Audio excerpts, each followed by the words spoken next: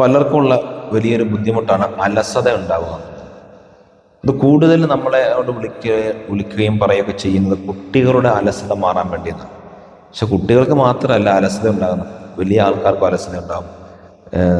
കുറേ കാലമായിട്ട് ഓഫീസിൽ പോകാൻ മടി, എല്ലാ വിഷയത്തിനും അലസതയാണ്, മടിയാണെന്ന് പറയാറുണ്ട്. പ്രത്യേകിച്ച് പരീക്ഷയ്ക്ക് വരുന്ന സമയത്താണ് കുട്ടികൾക്ക് കുറച്ച് ദിവസമായിട്ട് നന്നായിട്ട് പഠിച്ചുകൊണ്ടിരുന്ന കുട്ടിയാണ്, പിന്നെ അലസതയും മടിയൊക്കെ ആയിട്ട് ഒരു കാര്യത്തിനും ഒരു ഉത്സാഹം കാണിക്കുന്നില്ല എന്ന് പറയാറുണ്ട്.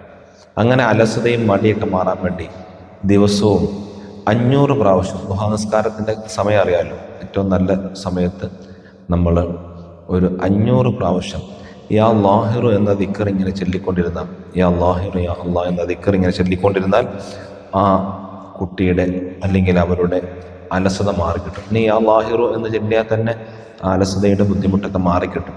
അള്ളാഹു തആല എല്ലാ അലസതയും മടിയും ഒക്കെ മാറ്റി തരട്ടെ. മനസ്സിന് അള്ളാഹു റാഹത്ത് എന്ന് അനുഗ്രഹിക്കുമാറാവട്ടെ.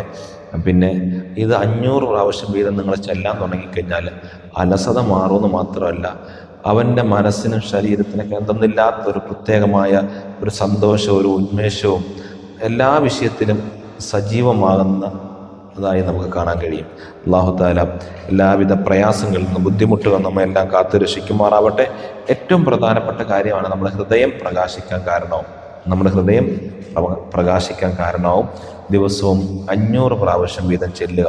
നമ്മുടെ കുട്ടികൾക്കൊക്കെ 500 പ്രാവശ്യം ചെല്ലാനൊക്കെ കഴിയുന്നില്ലെങ്കിൽ നമ്മുടെ ഉമ്മമാർ, സഹോദരങ്ങൾ, സഹോദരിമാരൊക്കെ ആരെങ്കിലും ഒരാൾ അത് 500 പ്രാവശ്യം ചെല്ലിയിട്ട് വെള്ളത്തിലൂതി കുട്ടിക്ക് കുടിക്കാൻ കൊടുക്കുക, മൂത്ത ശരീരത്തിന് തടയി കൊടുക്കുക. അലസതയും മടിയൊക്കെ മാറും. അള്ളാഹു നമ്മുടെ മക്കൾക്കൊക്കെ നല്ല പഠനത്തിലൊക്കെ നല്ല പുരോഗതി തരട്ടെ, ഓർമ്മശക്തി നൽകട്ടെ, എല്ലാ മേഖലയിലും അള്ളാഹു വിജയം തന്നെ അനുഗ്രഹിക്കട്ടെ.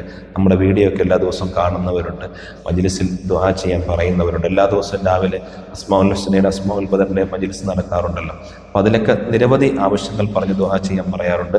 എല്ലാവരുടെയും വിഷമങ്ങൾ, പ്രയാസങ്ങൾ അള്ളാഹു നീ മാറ്റി കൊടുക്കണേ അള്ളാഹ്, ഖൈർ നൽകണേ അള്ളാഹ്, ബറക്കത്ത് ചെയ്യണേ അള്ളാഹ്.